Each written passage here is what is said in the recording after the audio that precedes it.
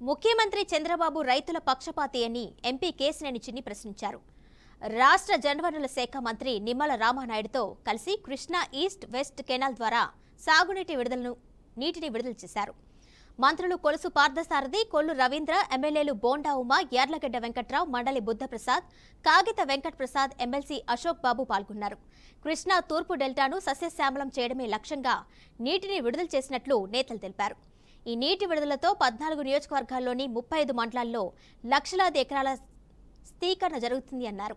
రాష్ట్రంలోని ప్రతి ఎకరాకు నీరు అందించే లక్ష్యంతో ప్రభుత్వం పనిచేస్తుందని నేతలు చెప్పారు.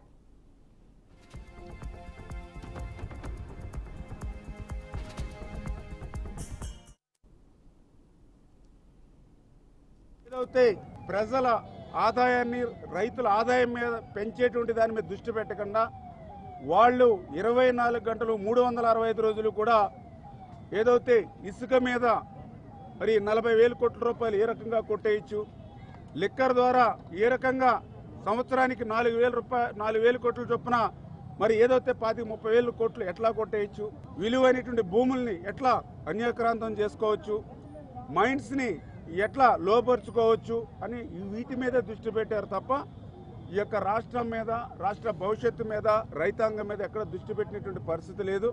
అందుకు భిన్నంగా మరి ఈరోజు చంద్రబాబు నాయుడు గారు వచ్చినటువంటి వెంటనే ఒక్క చుక్క నీరు కూడా వృధా పోకూడదు, ప్రతి చుక్క నీటిని కూడా ఒడిసి పట్టి పంట పొలాల్లోకి వెళ్ళేటువంటి విధంగా రాబోయే సంవత్సరాల్లో నష్టం వస్తుందనే అవగాహన లేని ప్రభుత్వం మూలంగా చిన్న వర్షాలు వచ్చినా కూడా పంటలు మునిగిపోయి కొట్టుకుపోయే పరిస్థితులు గత 4-5 సంవత్సరాలు కూడా చూస్తున్నామని చెప్పేసి మనం చేస్తాను.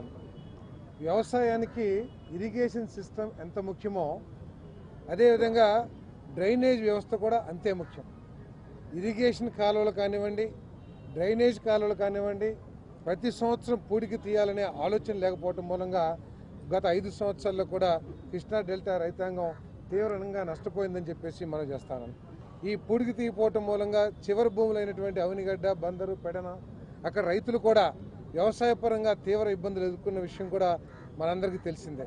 గత ప్రభుత్వం ఏది ప్రాధాన్యత, ఈ రాష్ట్ర అభివృద్ధికి, రాష్ట్ర ప్రజలకి ఏది అవసరం, ఏది ప్రాధాన్యత క్రమంలో చేయాలనే ఆలోచన లేకపోవటం మూలంగా ఇరిగేషన్ వ్యవస్థను మొత్తం కూడా ప్రజలకి దాహార్తి, అలాగే వ్యవసాయ పనుల కోసం ఈరోజు ప్రకాశం బ్యారేజ్ దగ్గర ఉన్నటువంటి ఈస్టర్న్ కాలువకి, అదే వెస్టర్న్ కాలువకి కూడా గౌరవ ముఖ్యమంత్రి వర్యులు నారా చంద్రబాబు నాయుడు గారికి, అలాగే మరి ఇరిగేషన్ శాఖ మంత్రులు నిమ్మల రామానాయుడు గారికి ప్రత్యేకంగా ధన్యవాదాలు తెలియజేస్తాం. ఎందుకంటే గత ప్రభుత్వం చేసినటువంటి నిర్లక్ష్యం కారణంగా ఇప్పుడే రామానాయుడు గారు చెప్పారు, ఏదైతే పులిచింతల్లో 30 టీఎంసీ నీరు ఉండాలంటే 0.5 టీఎంసీ కన్నా కూడా తక్కువ నీరు ఉందంటే ఇవాళ దీనికి బాధ్యత ఎవరిది? ఆనాటి ముఖ్యమంత్రి మరి జగన్మోహన్ రెడ్డి గారి నిర్లక్ష్యం కాదా? సముద్రంలోకి వృధాగా నీరిపోయేది, ఏనాడు కూడా వాటర్ మెయింటెనెన్స్ చేసేవాళ్ళు కాదు. ఇవాళ నిజంగా వాళ్ళ నిర్లక్ష్యం వల్ల ఈ పరిస్థితి వచ్చింది. అసెంబ్లీలో మాట్లాడారు, పట్టిసీమ పంపులు ఉపయోగం లేదు, ఉల్లిపాయకి కాట వేయాలని చెప్పి ఆనాటి మంత్రులుగా పనిచేసినటువంటి వ్యక్తులు మాట్లాడారు. ఇవాళ రండి చూడండి, ఇవాళ నిజంగా పట్టిసీమ పంపులు లేకపోతే